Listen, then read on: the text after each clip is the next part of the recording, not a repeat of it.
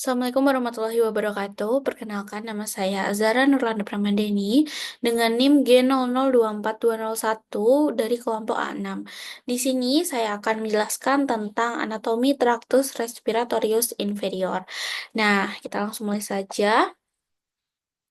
Oh ya, anatomi traktus respiratorius inferior ini dia memiliki 4 bagian. Di antaranya ada trakea, lalu ada bronkus, pleura, dan pulmo.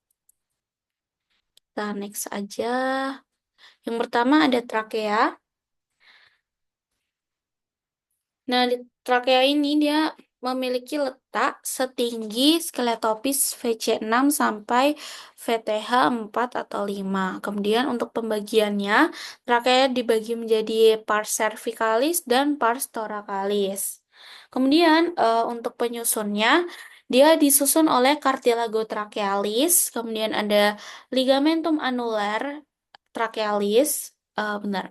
Cartilago trachealis dia ini eh, yang tipe hialin berada di anterior dan lateral dan dia berbentuk seperti tapal kuda. Jadi yang biru ini merupakan cartilago trachealis. Kemudian ada ligamentum annular trachealis. Dia ini fungsinya menyokong trakea agar tidak kolaps. Yang ini. Kemudian ada musculus trachealis, dia berada di posterior dari trakea dan dia melekat kepada vertebra. Lalu ada jaringan pengikat elastis. Nah, di trakea sendiri dia ini memiliki bangunan penting. Nah, yang pertama ada bifurcatio trakea. Dia ini merupakan percabangan trakea menjadi bronchus primarius dextra et sinistra. Bifurcatio ini setinggi skeletopis VTH4 atau 5. Kemudian di antara bifurcatio trakea ini dia ada bagian yang menonjol. Di sini disebut dengan karina. Karina sendiri merupakan penonjolan pada bifurcatio trakea yang berfungsi sebagai reseptor batuk dan reseptor iritan. Lalu untuk vaskularisasinya, trakea divaskularisasi oleh arteri tiroidea inferior. Lalu untuk drainase venanya dia di dimulai dari vena laryngeal inferior bermuara ke plexus thyroideus dan bermuara lagi ke vena laryngeal inferior. Kemudian untuk inervasi trakea dibagi menjadi dua, yang simpatis dan parasimpatis. Untuk yang simpatis dia diinervasi oleh trunkus simpaticus, sedangkan yang parasimpatis dia diinervasi oleh nervus vagus dan nervus laryngeus recurrens. Kemudian yang kedua ada bronkos. Nah, bronkos sendiri dia ini memiliki dua zona konduksi. Yang pertama ada dua zona. Yang pertama ada zona konduksi dan zona respiratorius. Nah, zona konduksi ini dia memiliki 4 bagian. Ada bronchus primarius, bronchus secundus, lalu ada bronchus tertius dan bronchus terminalis. Tapi bronchus terminalis ini dia udah nggak punya cartilago. Lalu di zona respiratorius dia ada bronchiolus respiratorius. Sebenarnya di zona respiratorius ini nggak cuma ada bronchus. Di sini juga ada ductus alveolaris, sulcus dan alveoli yang dia ini akan bergabung dan menjadi zona respirasi.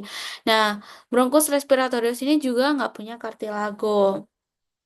Nah, zona-zona ini dibagi berdasarkan apa? Jadi, zona konduksi ini dia punya fungsi untuk menyaring, menghangatkan, melembabkan, dan menghantarkan udara ke pulmo.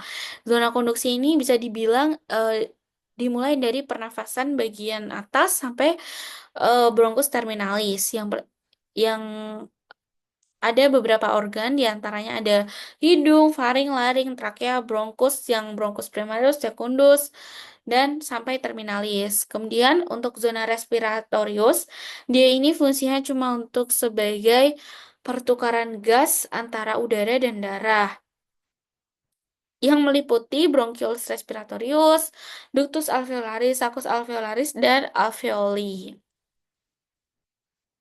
Kemudian yang pertama kita bahas bronkus tuh dimulai dari bronkus primarius. Nah, primarius ini dimulai dari bifurkasia trakea yang tadi yang di sini setinggi VTH 45 sampai hilum pulmonalis. Kemudian dia ini ada sepasang Dexter et Sinister. Nah, ini perbedaannya.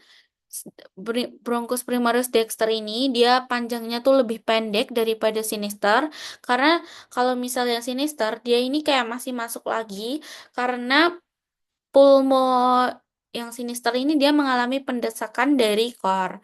Nah, kemudian untuk lebar penampangnya Bronchus primarius dexter dia ini lebih lebar dan diameternya lebih besar. Sedangkan Bronchus primarius sinister dia ini lebih sempit dan diameternya lebih kecil. Kemudian untuk posisinya, bronkus primarius karena dia tidak didesaki oleh apapun, maka dia lebih tegak atau vertikal dan dia membentuk sudut 25 derajat dengan linea mediana. Kemudian untuk bronkus yang sinister, primarius sinister, dia ini posisinya lebih datar atau horizontal dan dia membentuk sudut 45 derajat dengan linea mediana.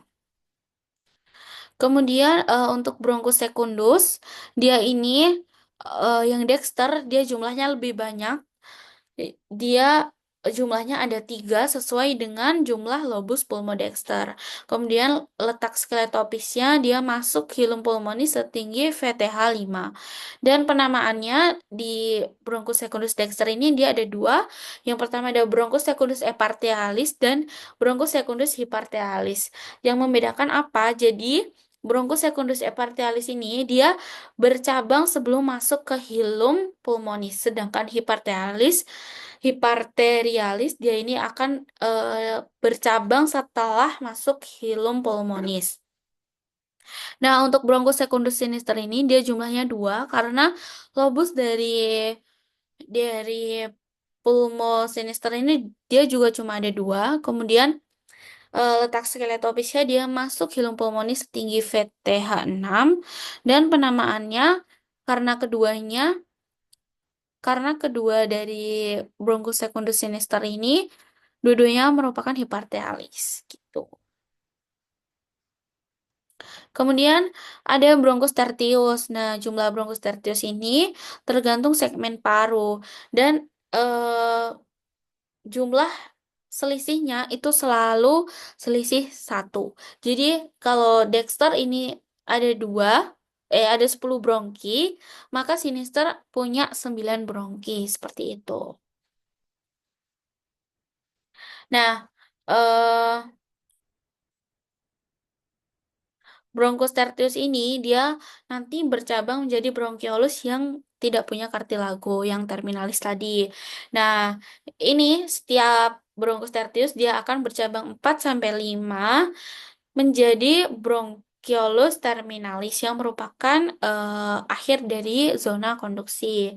Nah, kemudian bronkus terminalis ini dia akan bercabang menjadi bronkiolus respiratorius yang merupakan tempat pertama pertukaran udara terjadi, lalu bercabang menjadi ductus alveolaris, saccus alveolaris, dan berakhir sebagai alveolus. Lalu kita akan membahas tentang pulmo. Nah, di sini pulmo memiliki basis apex, fasies, dan margo. Nah, basisnya sendiri dia ada di atas diafragma. Ini basis dari pulmo. Kemudian apex, apex itu selalu lebih runcing. Jadi apex berada di sini. Lalu fasies, dia punya 2 fasies. Yang pertama ada fasies costalis, dia menghadap ke costa dan spatium intercostal dinding cavum thorax. Untuk fasies lainnya adalah fasies mediastinalis yang berbatasan dengan mediastinum di anterior dan columna vertebralis di posterior. Di fasies mediastinalis ini dia punya hilum pulmonis yang merupakan tempat keluar masuknya berbagai saluran di situ. Ada apa aja di situ? Dia ada arteri vena pulmonalis dan ada bronkos. Kemudian untuk margo, dia ada tiga margo. Yang pertama ada margo inferior. Dia ini tepinya tajam dan memisahkan basis pulmo dan facies costalis. Kemudian untuk margo lainnya ada margo anterior et posterior yang memisahkan facies costalis dan mediastinalis. Kemudian lobus dari pulmodexter. Ini kita bahas pulmodexter sekarang. Lobusnya dia tuh ada tiga. Yang pertama lobus superius. Dia ini ada di SIC 2. Lalu ada lobus medius di SIC 4. Dan ada lobus inferius di SIC 6. Dan di sini ada 10 segmen bronkus tertius. Lalu di sini juga ada dua visura. Yang pertama ada visura oblik pulmonis dextra dan ada visura horizontalis pulmodextra. Nah, pulmus sinister, dia ini punya dua lobus di SIC 2 dan SIC 6. Cuma ada lobus superius dan inferius. Di pulmus sinister ini dia cuma punya 9 segmen dari bronkus tertius. Dan di sini cuma ada satu visura yang kita namai dengan visura oblik pulmonis sinistra. Di sini juga ada lingula pulmonis. Ada lingula pulmonis. Lalu di sini juga ada ligamentum pulmonalis yang berfungsi untuk menstabilkan posisi lobus inferior dan mengakomodasi gerakan naik turun dari struktur di radix pulmonis saat bernafas. Lalu ada radix et hilum pulmonalis. Nah, ini yang aku bahas tadi. Radix pulmonis, dia ini merupakan kumpulan struktur yang melekatkan pulmo ke struktur-struktur di mediastinum. Nah, radix ini ditutupi oleh pleura parietalis, pars mediastinalis yang berefleksi menjadi pleura visceralis. Kemudian untuk hilum pulmonis, dia ini merupakan daerah tempat struktur-struktur masuk dan keluar, seperti bronkus, arteri vena pulmonalis, dan vasa limfatika, serta nervi. Lalu struktur yang melewati hilum pulmonis untuk lebih detailnya di pulmodexter dari atas ke bawah ini dia akan dilewati oleh bronchus eparterialis, lalu ada arteri pulmonalis, dua bronchus hiparterialis, dan ada vena pulmonalis. Untuk pulmosinisternya dari atas ke bawah dia dilewati oleh arteri pulmonalis, dua bronchus hiparterialis, dan vena pulmonalis. Untuk vaskularisasinya, untuk untuk fungsional dia akan divaskularisasi oleh arteri vena pulmonalis, sedangkan untuk fungsi nutritif dia akan divaskularisasi oleh arteri vena bronchialis. Drainase limfanya dia akan menuju ke limfonodi tracheobronchialis. Untuk inervasi dia akan diinervasi oleh plexus dari pulmonalis. Nah, sekarang kita akan bahas pleura. Pleura memiliki tiga lapisan. Lapis-lapisannya ada pleura parietal, lalu ada pleura visceral, dan cavum pleura. Nah, di pleura sendiri untuk mudah memahaminya, kita bisa memahami dengan analogi balon. Jadi, ketika balon dipukul, nah, bagian yang nggak tersentuh yang di sini ini merupakan eh, pleura parietalis. Sedangkan balon yang tersentuh di tangan yang bagian sini ini merupakan pleura visceralis dan ruangan yang tangan ini merupakan cavum pleura. Sedangkan tangan ini merupakan pulmo. Nah, kenapa kok kok kita harus memahami ini karena di pleura ini, tekanan di pleura itu harus selalu dipertahankan negatif. Kenapa? Karena udara eh, bisa masuk jika tekanannya negatif. Kenapa orang yang tertusuk itu nggak bisa nafas? Karena tekanan dari cavum pleura ini dia akan sama dengan tekanan dari interalveolarnya, sehingga paru-paru nggak bisa mengembang. Contoh lain, kalau misal ada orang yang memiliki cairan di dalam kavum pleuranya. Nah, ini tuh dia akan jadi gagal nafas karena tekanannya jadi positif sehingga paru-parunya tuh nggak bisa ngembang. Akhirnya paru-parunya kolaps gitu. Nah, untuk lapisan pleura berdasarkan topografinya dibagi menjadi 4, yaitu ada pleura parietalis pars costalis, pars mediastinalis, pars diafragmatica, dan cervicalis. Nah, pars costalis ini dia akan menutupi permukaan dalam dinding toraks yang terkait dengan costae dan SIC. Lalu pars mediastinalis dia menutupi mediastinum, lalu pars diafragmatica dia akan berbatasan dengan phren membentuk fascia pluralis, dan pleura cervicalis dia ini akan melapisi apex pulmonis sebagai kupula pleura di atas koste 1. Jadi paru-paru ini dia itu melebihi dari koste. Jadi di sekitar sini tuh masih ada paru-paru sehingga pleura ini dia akan membentuk kupula atau kubah sehingga paru-paru ini tidak akan bergesekan dengan koste. Nah, di sana ada ligamen yang kita sebut dengan ligamentum Zanker-Kendall yang merupakan fusi dari fascia musculus scaleni, fascia prevertebralis, lalu ada fascia endothoracica dan peritoneum costae 1 serta tunica adventitia yang besar.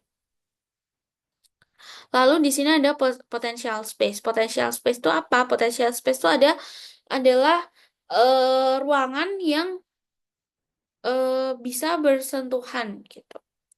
Nah, di sini ada dua. Yang pertama ada recessus costomediastinales. Ini merupakan berada di tempat pleura parietalis pars costalis yang bersentuhan dengan pleura parietalis pars mediastinalis. Lalu ada recessus costodiaphragmaticus yang dibentuk oleh lipatan pleura costalis dan diafragmatica yang berisi cairan ketika berdiri yang memungkinkan pulmo bergerak ketika kita bernafas. Jadi masih ada masih ada ruangan untuk pulmo itu mengembang. Lalu yang selanjutnya ada vaskularisasi. Kita pleura vaskularisasinya dibagi menjadi dua, yaitu pleura parietalis dan pleura visceralis. Nah, parietalis ini dia dibagi menjadi 3 pars. Yang pertama, pars mediastinalis, dia akan divaskularisasi oleh arteri perikardiofrenika. Untuk pars diafragmatika, dia akan divaskularisasi oleh arteri frenika superior at arteri musculofrenica, dan ada pars costalis dia akan divaskularisasi oleh arteria intercostalis. Sedangkan pleura visceralis dia akan divaskularisasi oleh arteri bronchialis cabang aorta descendens pars thoracis.